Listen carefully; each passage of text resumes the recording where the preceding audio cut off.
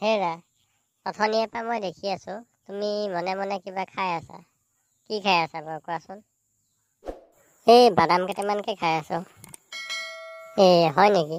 চাওঁ দিয়াচোন, মোকো দুটামান টেষ্ট কৰোঁ। এয়া লওক। কি হ'ল, এটাহে দিলা দেখোন।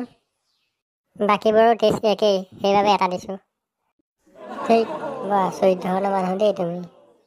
বাৰু কথা এটা শুনাচোন, মই কথা এটা ভাবিছোঁ। তোমাৰ ঘৰৰ কামবোৰ কৰি কৰি বৰ ভাগৰ লাগে, সেয়েহে এগৰাকী কাম কৰা মানুহ ৰাখোঁ বুলি ভাবিছোঁ ঘৰত। একদম নালাগে দেই, প্ৰথমতে ময়ো এখন ঘৰৰ কাম কৰা মানুহেই আছিলোঁ, পাছতহে পত্নী হ'লোহি আপোনাৰ। সেইবাবে কৈছোঁ, একদম কাম কৰা মানুহৰ কথা নাভাবিব।